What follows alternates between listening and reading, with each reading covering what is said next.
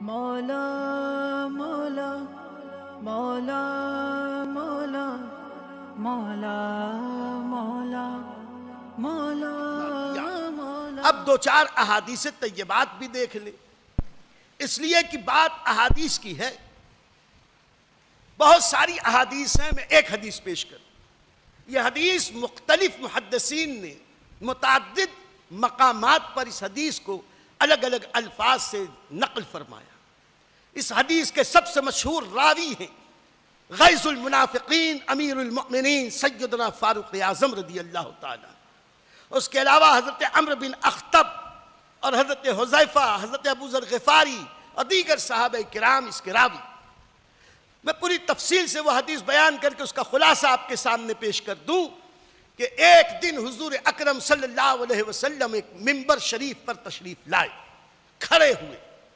آقا علیہ الصلوۃ والسلام نے ابتدائے آفرینش سے، ابتدائے عالم سے احوال اور کوائف کو بیان کرنا شروع کیا. اب بیان کرتے کرتے کرتے کرتے شروع کائنات سے جو بیان کرنا شروع کیا، کرتے کرتے کرتے کرتے قیامت تک کے ہر حال کو، ہر چیز کو نام بنام بتا دیا. جب سے عالم شروع ہو، جب قیامت آئی، اس کے درمیان یہاں تک کہ میدان محشر کے حالات بیان کیے پوری تفصیل کے ساتھ.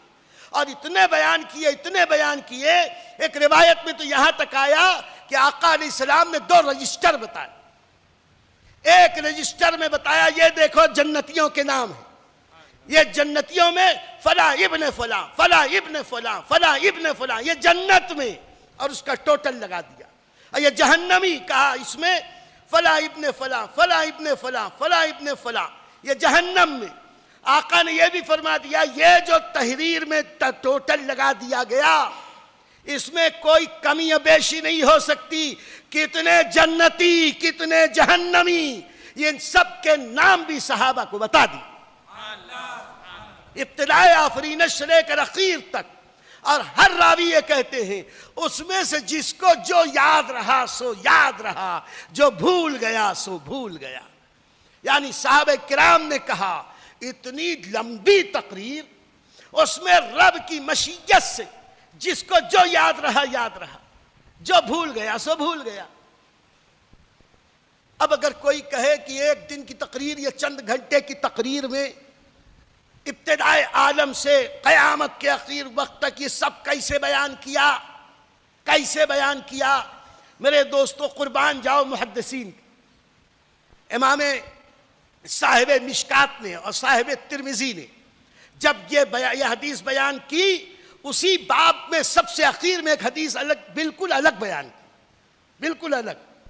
اس حدیث میں ذکر کیا حضرت داؤد علیہ السلام کے زبور کی تلاوت کا بیان، اور فرمایا کہ جب حضرت داؤد علیہ السلام اپنے گھوڑے پر سوار ہونے کے لیے اپنے غلاموں سے کہتے کہ زین کسو، تو ان کے غلام زین اٹھا کر گھوڑے پہ رکھ کے زین کسنے لگتے.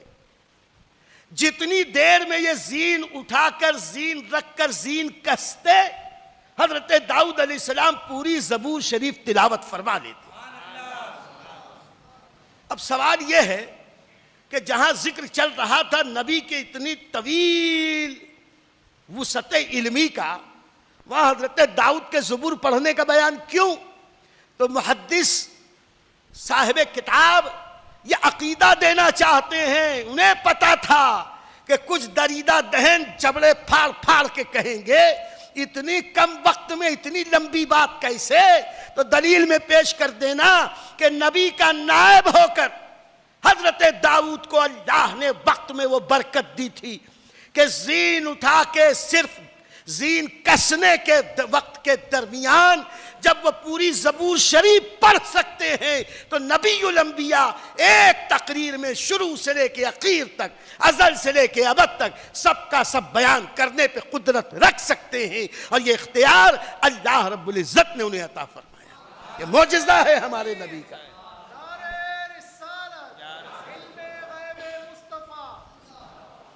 تفصیل تو میں انشاءاللہ بعد میں عرض کروں گا.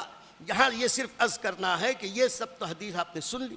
ارے میاں اتنا سکھایا. امام احمد ابن حنبل نے ایک حدیث نقل کی مسند امام احمد ابن حنبل میں، اور اس میں یہ بتایا کہ حضور صلی اللہ علیہ وسلم اس دنیا سے تشریف لے گئے. اس حال میں تشریف لے گئے کہ دنیا میں جو کچھ تھا ہونے والا تھا نبی نے ہم کو سب بتا دیا، یہاں تک کہ کون سا پرندہ پر اڑائے گا اللہ کے نبی نے ہم کو وہ بھی بتا دیا. تم نبی کے علم پر تان کرتے ہو، نبی کے صحابہ اپنے علم کی وسعت کا یوں بیان کرتے ہیں. یہ نبی کی شان ہے، نبی کا صدقہ ہے.